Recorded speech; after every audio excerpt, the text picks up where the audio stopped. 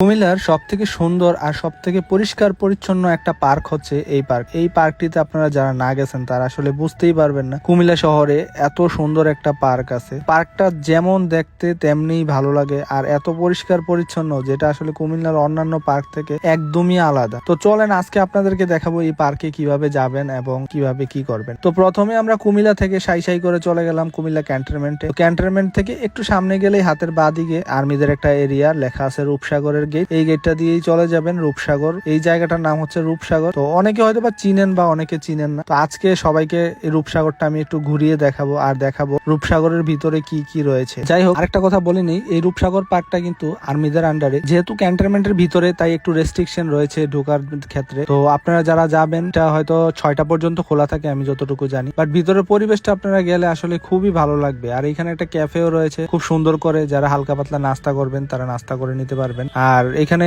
নৌকা রয়েছে, কিছু প্যাডেল বোর্ড, যেগুলো দিয়ে আপনারা আসলে একটু এই রূপসাগর যেটা আছে এটার মধ্যে একটু ঘুরতে পারবেন। তো এই জিনিসটাও আপনারা এনজয় করতে পারবেন এই জায়গাটার মধ্যে। আর সবচেয়ে বড় কথা হচ্ছে চারিদিকে এত সুন্দর পরিবেশ, সবুজ শ্যামল একটা পরিবেশ, সাজানো গুছানো, খুবই ভালো লাগে। আর হ্যাঁ, এটার মধ্যে ঢুকতে গেলে অবশ্যই টিকিট রয়েছে, সেই ক্ষেত্রে আপনারা জনপ্রতি 80 টাকা করে টিকিট। আর যদি আপনাদের ক্যান্টনমেন্ট বা আর্মি কেউ থাকে সেই ক্ষেত্রে আপনারা টিকিটটা 20 টাকার মধ্যে পেয়ে যাবেন। আর একটা জিনিস কি, এই রূপসাগরের চারিদিকে এত সুন্দর সুন্দর করে সিট বা বেঞ্চ দেওয়া আছে, যেগুলোতে বসে আপনারা পুরো রূপসাগরটা এনজয় করতে পারবেন। আর চারিদিকে তো খুব সুন্দর করে ফুল গাছ বা বিভিন্ন ধরনের পাতার গাছ এগুলার লাগানোই আছে। এই জিনিসগুলো দেখতে খুবই ভালো লাগে। আর সবচেয়ে বড় কথা হচ্ছে এটার সামনে যে একটা রেস্টুরেন্ট রয়েছে, সেই রেস্টুরেন্টও আপনারা খাওয়া দাওয়া করতে পারেন। যদিও আর্মিদের রেস্টুরেন্ট খাবার দাবারের একটু দাম বেশিই থাকে, বাট এই রেস্টুরেন্টটা দেখতে কিন্তু খুব সুন্দর। দূর থেকে দেখলে একটা বিশাল বড় জাহাজের মতো মনে হয় আর কি। তো এই জিনিসটা ভালোই লাগে। আর এইখানে অনেক বড় একটা গ্যালারির মতো করে দেওয়া আছে, এইখানে অনেকেই বসে সময় কাটায় বা আড্ডা দেয়। এই জায়গাটাও খুব ভালো লাগে। একটা